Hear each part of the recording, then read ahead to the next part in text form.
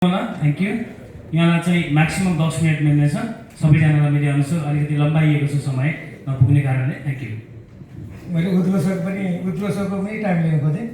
यहाँ उपस्थित हुनुभएका सबै साथीहरू, म अलिकति तपाईँहरूलाई अनुरोध के गर्न चाहन्छु भने समय अलिकति अगाडि भयो भने पनि सूर्यजी हुनुहुन्छ, कारवाही नगरिदिनु होला।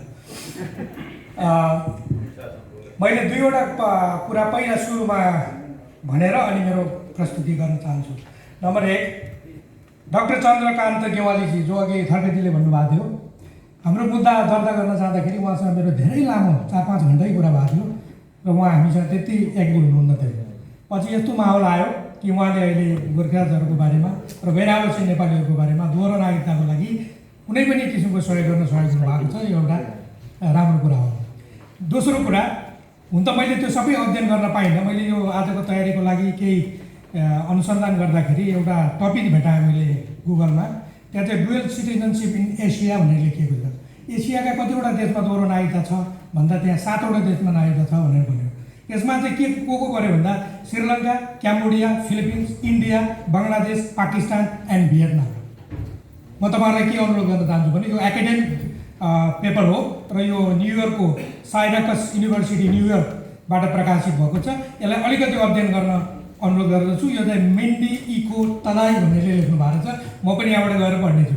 त्यहाँ मैले स्पेसली किन भनेको भने इन्डिया जसको के अरे संविधानमा नै विदेशको नागरिकता लिएपछि इन्डियाको नागरिकता अटोमेटिक जान्छ भनेर लेखिएको जस्तो रिजिड संविधान भएको देशलाई माए पनि अहिले दोहोरो नागरिकताको चाहिँ अंगीकार गर्न खोजिएको छ भनेर त्यो एकाडेमिक पत्रमा लेख्नुमा कुनै आधार छ होला, म त्यो अनुरोध गर्न चाहेँ। Thank you. आज मेरो कार्यक्रमको विषय नागरिकता निरन्तरताको सवाल र राजनैतिक अधिकारको प्रश्न, धारा 291 र नागरिक अधिकार। म तपाईँलाई एउटा अनुरोध के गर्छु भने हामी नेताहरूलाई गाली गर्ने गर्छौँ। हामी नेताहरूले केही पनि गर्दैन भनेर सधैँ कम्प्लेन गर्ने गर्छौँ, तर त्यसो होइन। हामीले नगराएको भए, हामीले कुराहरू नउठाएको भए, हामीले सुझावहरू नदिएको भए र हामीले उहाँहरूलाई घचघचाइ नरहेको भए आजसम्मको स्थिति पनि आउने थिएन। म तपाईँहरूलाई एउटा उदाहरण दिन्छु। नेपालको संविधान 2072मा अहिले जुन अधिकार पाइएको छ त्यहाँ कहीँ कतै पनि संविधानमा विदेशको नागरिकता लियो भने नेपालको नागरिकता अटोमेटिक जान्छ भनेर कहीँ पनि लेखेको छैन। यो ठुलो उपलब्धि हो। 2019 सालको संविधानमा, 2047 सालको संविधानमा र नेपालको अन्तिम संविधान 2063मा नेपाली नागरिकताको प्राप्ति र समाप्ति, नागरिकताको थुप्रै आवश्यक अन्य व्यवस्था प्रचलित कानुनहरूमा नै लेखिनेछ भनेर लेखिएको थियो। तर विडम्बनाको कुरा के भइदियो भने जब 2072 सालमा नेपालको संविधानको प्रारम्भिक मस्यौदा भयो त्यतिखेर हामीले यस्तो एउटा मस्यौदा पायौँ, त्यो निकै चिन्ताजनक थियो। त्यहाँ स्पष्ट के लेखिएको थियो भने धारा 16मा नागरिकताको पुनः प्राप्ति, नेपाली नागरिकता त्याग गरी विदेशी मुलुकको नागरिकता लिएको व्यक्तिले पुनः नेपालमा 5 वर्ष बसोबास गरी विदेशी मुलुकको नागरिकता त्याग गरेमा पहिले जुन किसिमको नेपालको नागरिकता प्रदान गरेको थियो निजलाई सोही किसिमको नागरिकता प्रदान गरिनेछ भनेपछि यहाँ 5 वर्षको त्यहाँ बार लगाइयो। हामी नेपालमा फर्क्यौँ भने पनि 5 वर्ष नभइकन अरू कुनै अधिकार नपाउने भनेर लेखियो। त्यो धारा 16 थियो। धारा 18ले के भन्यो? नागरिकता समाप्त हुने अधिकार, के अरे समाप्त हुने स्वेच्छाले नेपालको नागरिकता परित्याग गरेमा, अन्य मुलुकको नागरिकता त्याग प्राप्त गरेमा, यस भागमा अन्यता व्यवस्था भएकोमा बाहेक कुनै गैर नेपालीले नेपालको नागरिकता लिएको प्रमाणित भएमा। भनेपछि संविधानमा नै स्पष्ट ढङ्गले के लेखियो त भन्दा नेपालको विदेशको नागरिकता लिने बित्तिकै नेपालको नागरिकता खारेज हुन्छ भनेर लेख्यो। यसमा मलाई थाहा छैन तपाईँ हामीमध्ये कतिजना प्रत्यक्ष रूपबाट लाग्यौँ। मलाई याद छ हामीले के पहल कदमी गरेका थियौँ। मैले त एउटा लेख पनि लेखेको थिएँ। त्यही संविधानको धारा 19मा के लेखिएको थियो भने हामीलाई अहिले धारा 14मा दिएको अधिकार त्यतिखेर धारा 19मा राखिएको थियो।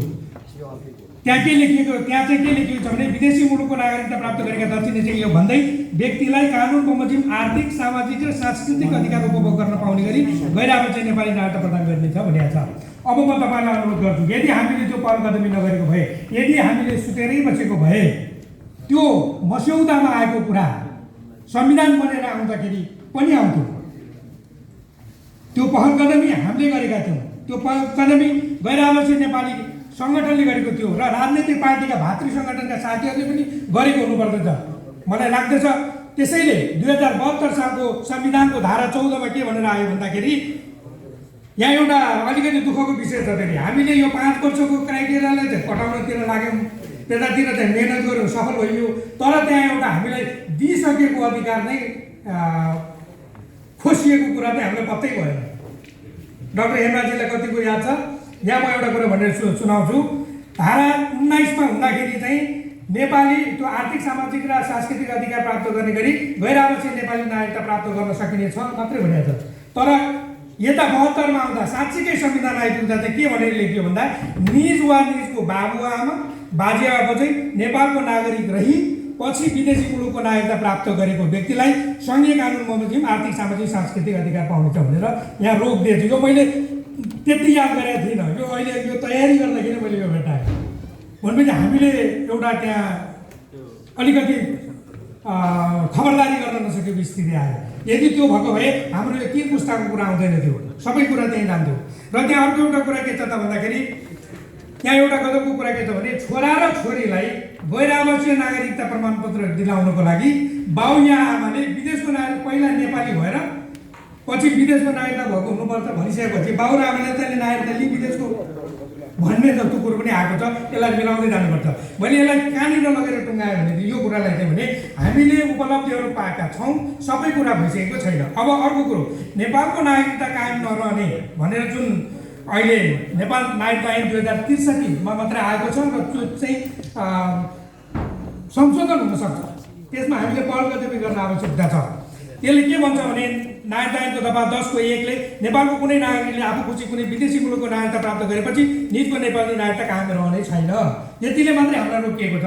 अब पूर्ण नेपाली नागरिकता कायम हुने भनेर 11 मा के लेखिएको छ भने कुनै पनि नेपाली नागरिकले विदेशी मुलुकको नागरिकता प्राप्त गरेपछि पूर्ण नेपालमै बसोबास गरेको र विदेशी मुलुकको नागरिकता त्यागेको निस्सा तोकिएको अधिकार समक्ष पुरा देखाएमा पुनः दर्ता भएदेखि नै ऊ नेपाली नागरिक हुन सक्छ।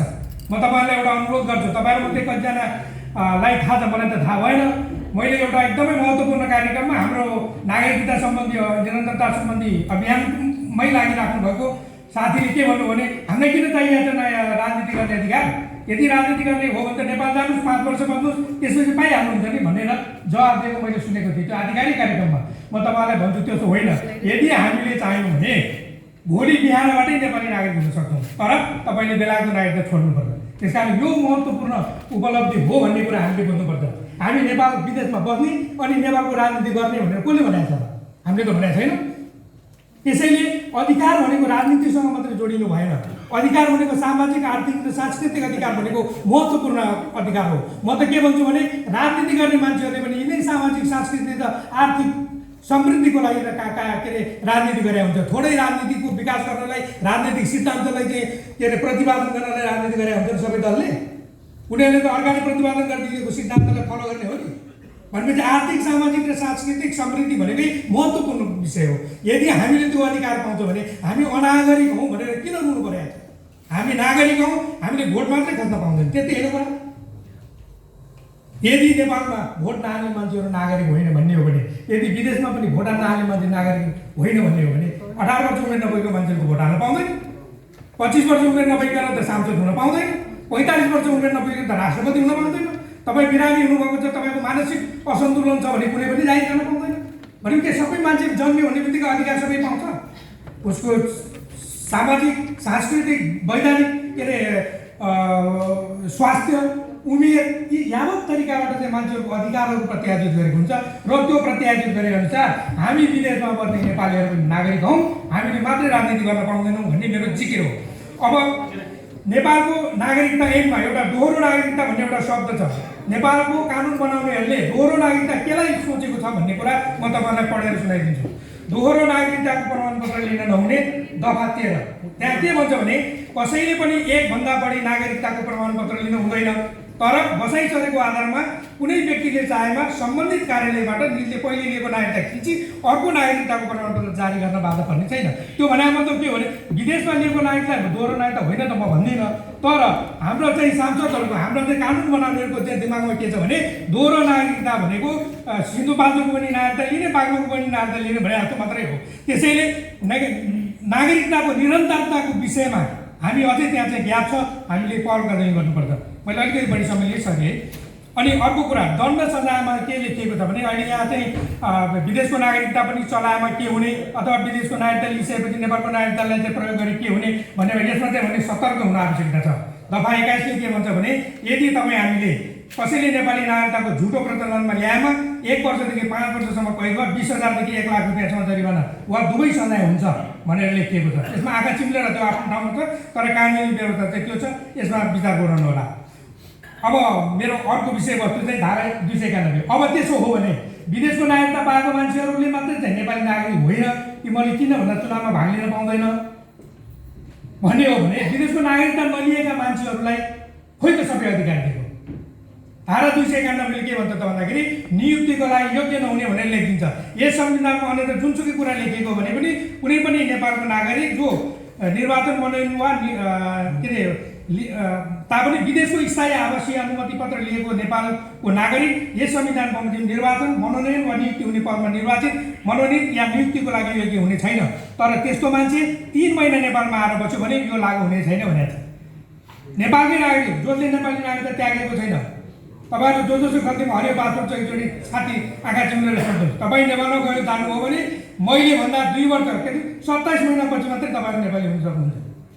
किनभने बेलायतमा स्थायी यो के अरे यो इन्डिपेन्डेन्ट लिभ टु रिमेन त्याग्ने भनेर निवेदन दिन पाउँदैन, त्यो ल्याप्स हुने मात्रै छ। त्यो ल्याप्स कहिले हुन्छ भने 2 वर्षभन्दा बढी तपाईँ विदेशमा बस्नुभयो भने त्यो ल्याप्स गरिदिन्छ। तर नेपाली के अरे विदेशी नागरिकता त उसले 1 मिनटमा छोड्न सक्छ। मैले यहाँको बेलायतको नागरिकता छोडेर गएँ भने पर्सिबाट म नेपालको सांसद हुन्छु, मैले जो गरेँ। तर तपाईँहरूलाई गाह्रो छ, त्यस कारण त्यो हरियो पासपोर्टको मायालाई एकचोटि विचार गर्नुहोस्। हरियो पासपोर्टको माया गर्दै यहाँको सुविधा लिने कुरामा चाहिँ नचुक्नु होला।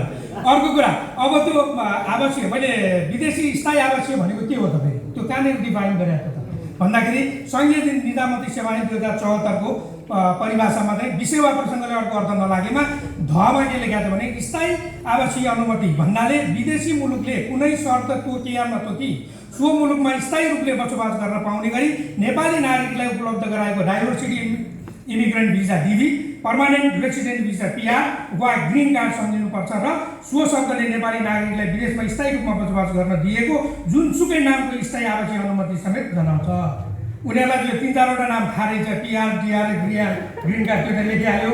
त्यो बाहेक संसारमा जे जे रहेछ त्यो सबै स्थायी कार्ड पाएको छ भने त्यसले चाहिँ यो अधिकारहरू प्रयोग गर्न नपाउने भयो भने यो एकदम पनि ध्यान दिनुपर्ने विषय छ। र अर्को एउटा विषय मजाको रमाइलो कुरा यहाँनिर के छ भने रेसिडेन्स छुटिसकेपछि 2 वर्षभन्दा बढी छुट्यो भने मैले भने यहाँको अधिकार पाउँदैन भने रेसिडेन्ट कोही मान्छे 5 वर्षभन्दा बढी भइदियो। संसारका धेरै जसो देशहरूमा अङ्गीकृत नागरिकता पाइन्छ। त्यस कारण त्यो रेसिडेन्सीको चाहिँ टाइम भनेको 4-5 वर्ष हो। त्यो 4-5 वर्षभन्दा अगाडि बढी जुनसुकै हिसाबले पछि पनि त्यो देशभन्दा त बाहिर भयो नि। तर तपाईँ 50 वर्ष पनि कुनै वर्क पर्मिट लिएर अथवा केही कुरा लिएर कुनै देशमा बस्नुहुन्छ भने चाहिँ तपाईँले एज इट इज राष्ट्रपति पनि बन्न पाउने। अनि हामी 4 वर्ष चाहिँ पुऱ्याएर नागरिकता लिएपछि चाहिँ यी सबै कुराहरू आउने र डिबिपिआर लिएर पनि यी सबै कुरा आउने। यो चाहिँ अन्याय भएको छ। यसको लागि हामीले अझै भत्काउनु पर्ने के अरे आवश्यकता छ। र अन्तिममा म के भन्छु भने मताधिकार हुनेहरूलाई मात्रै नागरिक हुन मिल्दैन, किनभने 18 वर्ष उमेर नपुगेका मान्छेले नागरिक हुनु होइन भनेको जस्तो परिभाषा हुन्छ त्यो। र नेपालले दोहोरो नागरिकतालाई स्वीकार गरिसकेको छ। मेरो जिकिर छ त्यहाँ, अघि हुन त सर्वोच्च अदालतको कुरा आयो, त्यहाँ दोहोरो नागरिकता मात्रै भनेको छ, नागरिकताको निरन्तरताको लागि बोलेको छैन। त्यहाँ हामीले दोहोरो नागरिकता मागेको होइन, हाम्रो हिजोको नागरिकता एज इट इज हो भने हो। त्यहाँ केले छेक पार लाउँछ र चुनावमा लड्नुपर्छ भने नेपाल आएर बस्छौ भने होइन, बाहिर बस्छौ भने तिमी नागरिकता हौ तर चुनावमा लड्न पाइन्छ भन्ने भइहाल्यो त। त्यो नागरिकता निरन्तरले थुप्रै हडर बडरहरू छन्। अहिले सम्पत्तिको बारेमा बेवाजीजीले भन्दै हुनुहुन्छ, त्यहाँ थुप्रै कुराहरू छ नागरिक र गैर नागरिकको बारेमा। त्यो कुराको हडरलाई चाहिँ के अरे सल्भ गर्नको लागि चाहिँ नागरिकताको निरन्तरता हुनैपर्छ। म त अझै के भन्छु भने नेपालको सदनमा विदेशमा बस्नेहरूको प्रतिनिधित्व पनि हुनुपर्छ। मैले यो ख्यालले भनिरहेको छैन, मसँग प्रुफ छ। विश्वका केही त्यस्ता देशहरू छन्, Algeria, Angola, Cape Verde, Colombia, Croatia, Ecuador, France, Italy, Mozambique, Panama र पोर्चुगलमा विदेशमा बस्ने हरूको तर्फबाटै सदनमा चाहिँ ऊ छ। यहाँ सबै डाटा थियो, मैले यो पछि भनिनँ। र नेपालले पनि गर्नुपर्ने आखिर त्यो हो, त्यो एक दिन हुन्छ। र हामीले बुझ्न र बुझाउनु पर्ने विषयहरू के हो भने नागरिकताको निरन्तरता र दोहोरो नागरिकता भिन्न विषयहरू हुन्। नागरिकता निरन्तरता नागरिकता भइसकेकाहरूको लागि मात्रै भएकोले नयाँ धेरैलाई दिनुपर्छ भन्ने सोच्नु हुँदैन। दोहोरो नागरिकताको सिद्धान्त अवलम्बन नगरेका देशहरूमा बस्नेहरूको लागि पनि नागरिकता निरन्तरताको पनि काम लाग्दैन। हामी एउटा कुरा के बुझ्यौँ भने हामी मध्ये धेरै जसो दोहोरो नागरिकता अवलम्बन नगरेको देशहरूमा बसेका छौँ, त्यहाँ हामीले रहर गरेर पनि पाउँदैनौँ फेरि, यो कुरा पनि बुझ्नु होला। र अर्को कुरो नागरिकताको निरन्तरता हुँदा विशेष त भारत र तिब्बतका नागरिकहरूलाई पनि लागू हुन्छ भन्ने धारणा हटाउनुपर्छ, यो हाम्रो नेतृत्वको लागि सुझाव। र संसारभर छरिएका उत्कृष्ट नेपाली मूलका विदेशी नागरिकहरूको नेपालसँगको नाता जोडिरहन आवश्यकता छ। नागरिक अधिकार पाएपछि दायित्व पनि पुरा गर्नुपर्छ र त्यो दायित्व गर्नुपर्ने हुनाले कुनै पनि हिसाबले घाटा हुँदैन। हाम्रो राजनीतिक नेतृत्वलाई निरन्तर रूपमा झकझकाइरहनु पर्दछ। अहिले म अन्तिममा एउटा कुरा के हुन त अहिले लामो जस्तो त भयो, तपाईँलाई बोर लागेको छैन जस्तो लाग्छ। अन्तिममा नभनौँ, म एउटा के भन्छु भने हामी नेपाली हौँ भनेर यसरी भनिरहेका छौँ। हामी नेपालमा जाँदाखेरि म त नेपालको केही पनि कुरा बुझ्दिनँ, यहाँ आउँदाखेरि नेपालका मिहिनेतका कुराहरू बुझेर गएको छौँ। हामी जति ठुलो के अरे हामी जस्तो चाहिँ के अरे सिरियस नेपाली को रहेछौँ भन्दा चाहिँ विदेशमा आफै थाहा हुँदो रहेछ। त्यहाँ के भइरहेको छ, कसलाई के मतलब न न्युज हेरिन्छ, न के समाचार सुनिन्छ, न आइटी आउँछ, केही पनि आउनु, जहाँ अगाडि जे देखाएको त्यो मात्रै थाहा हुन्छ। यहाँ संसार सबै कुरा थाहा हुन्छ। त्यसकारण अहिले संविधानले एउटा गजबको चाहिँ हुन त यो पहिला पनि थियो, तर अहिले विशेष गरी छ। नेपाल भनेको मेची र महाकाली सभा मात्रै होइन साथीहरू, यो बुझ्नु होला। यो मैले भनिरहेको छैन, नेपालको संविधानको धारा 3 ले भनेको छ। उसले के भन्छ, बहुराष्ट्रिय, बहुभाषिक, बहुधार्मिक, बहुसांस्कृतिक विशेषतायुक्त भौगोलिक विविधतामा रहेका, त्यसलाई मेची र महाकाली मात्रै भन्ने अहिले अवस्था छैन। किनभने संसारका धेरैवटा देशमा नेपालीहरू गएका छन्। कति प्रतिशत नेपालीहरू विदेशमा छ भने यदि उनीहरूसँग राष्ट्रिय हित तथा समृद्धिप्रति आस्थावान रही एकताको सूत्रमा आबद्ध सबै नेपाली जनता समष्टिमा राष्ट्र हो भनेर धारा 3 ले स्पष्ट बोलेको छ। त्यसैले हामीले चाहिँ अहिलेसम्म प्राप्त उपलब्धिहरूलाई धन्यवाद दिँदै बाँकी अधिकारहरू प्राप्तिको लागि निरन्तर आफ्नो तर्फबाट लागिरहँ। नेपाल भनेको पूर्व मेचीदेखि पश्चिम महाकालीसम्म मात्रै होइन, जहाँ जहाँ नेपाली पुगेको छ त्यहाँ नेपाली राष्ट्र पुगेको हुन्छ। र त हामी वर्षौँभरि नेपाली भनेर हिँडिरहेका छौँ नि, हो यो कुरालाई छिटो बनाउन सक्नुपर्छ। र अन्तिममा हाम्रो अहिलेको दायित्व के हो त, आजको दायित्व के हो त भन्दाखेरि नेपाल सरकारले सन् 2020 लाई नेपाल भ्रमण वर्ष भनेर घोषणा गरेको छ। अब हामीले हाम्रो पहिलो दायित्व, विदेशमा बस्ने नेपालीहरूको पहिलो दायित्व के हो भने भ्रमण वर्ष 2020 लाई सफल पार्न हामी विदेशी मूलका नेपालीहरू, मैले विशेष भनिरहेको छु है, विदेशी मूलका नेपाली नागरिकले लिएका साथीहरू जानुभयो भने त्यहाँ त्यो 20 लाखमा गनिँदैन है। हामी विदेशका नागरिकता लिएका साथीहरूले बढीभन्दा बढी परिवार सपरिवार नेपाल जाने र विदेशीहरूलाई पनि एकचोटि नेपाल जानलाई अनुरोध गर्ने र हामी नेपाल जाँदाखेरि दसैँमा नेपाल जाऊँ र त्यहाँ चाहिँ नेपालकै आन्तरिक पर्यटनलाई चाहिँ बढावा दिउँ भन्दै म अन्तिममा यो आजको जुन कार्यक्रम सफल भएको जस्तो मलाई लाग्छ र यो अन्य राज्यहरूले पनि यसलाई फलो गर्नुपर्छ। र मैले आजकल मैले हिजोबाट एउटा कुरा भन्ने गरेको छु, हामी नेपालीहरू कति प्रकारका छौँ। योभन्दा पहिला भन्ने गरिन्थ्यो, सुन्ने गरिन्थ्यो, गएर आएपछि नेपाली। अब मलाई यहाँनिर अलिकति एउटा अनुसन्धान गर्न आवश्यक लागेको छ। हामी नेपालीहरू अलि धेरै प्रकारका रहेछौँ। नम्बर 1, नेपाली मूलका विदेशी नागरिकहरू जसले विदेशको नागरिकता लिइसकेका छन्, विदेशमा बस्ने नेपालीहरू, विदेशबाट फर्केका नेपालीहरू, नेपालमै बस्ने नेपालीहरू र नेपालमा शरणार्थी भएर बसेका नेपालीहरू, 5 प्रकारका नागरिकहरू छन्। यो कुराले हामीले मध्यनजर राख्न आवश्यकता छ। मलाई लाग्छ सन् 2020 मा केही न केही यतातिर लागेको छ। धन्यवाद।